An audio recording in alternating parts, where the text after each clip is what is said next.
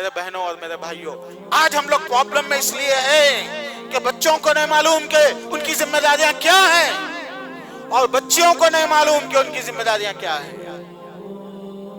آپ کو یہ زندگی لے کے چلنا ہے، یہ ایک دن کا بندھن نہیں ہے، یہ ایک مہینے کا بندھن نہیں ہے، یہ گرل فرینڈ اور بوائے فرینڈ کا تصور نہیں ہے کہ آپ جو ہے نا 1 گھنٹہ 2 گھنٹے مزے لیں اور پارک چلے جائیں اور ڈنگ پہ چلے جائیں اور خلاص مسئلہ ختم ہو گیا۔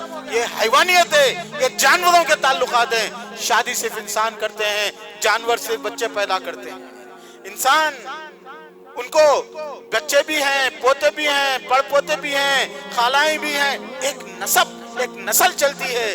اللہ تعالیٰ نے نسبوں و سحر قرآن میں بیان فرمایا ہے کہ نسب اور سحر بنایا، اور نسب یہ ہے کہ باپ دادا بھائی چاچا چاچی یہ رشتے، اور سحر رشتہ داریاں ساس سسرا، پھر اس کے بعد بننے والے رشتے، یہ اللہ نے انسانوں کے لیے بنائے۔ اب سوچئے میرے دوست کہ آپ کتوں کی زندگی، جانوروں کی زندگی میں آپ انسان رہ سکتے ہیں؟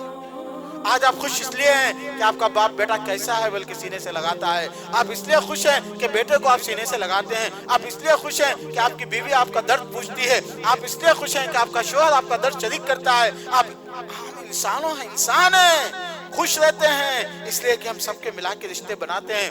جب شادی ختم ہو گئی زندگی میں، اسلامی شادی، تو پھر یہ حیوانی درجے میں پہنچ جاتے ہیں ہم لوگ، پھر مسائل کا کمبار شروع ہو جاتا ہے۔ ہم رہ ہی نہیں سکتے اس سسٹم کے بغیر، ہم انسان ہیں، یہ سسٹم میں رہنا ہے، اور یہ سسٹم اسلام کا دیا ہوا ہے۔ اس سسٹم میں رہنے کے لیے میرے بھائیوں اور بہنوں، آج میں نوجوان بچوں سے سنتا ہوں، وہ بولتے ہیں کہ میں شادی نہیں کروں گا، کیا ضرورت ہے شادی کی؟ ما منعہ الا فسق او فجور۔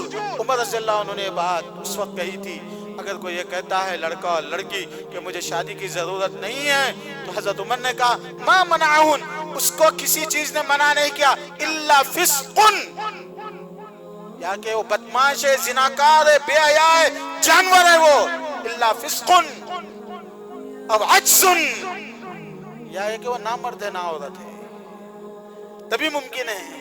یا تو نامرد ہے یا تو نہ عورت ہے، اس کو اللہ تعالیٰ نے صلاحیت ہی نہیں دی ہے، اور وہ جو ہے نا میچور نہیں ہوا، ٹھیک ہے وہ بیماری ہے، لیکن آپ مرد بھی ہیں، آپ عورت بھی ہیں، اور اگر کہتے ہیں نہیں تو الا فسق، تو پھر وہ آپ حیوانیت اور حرام کے دروازے پہ پڑے ہوئے۔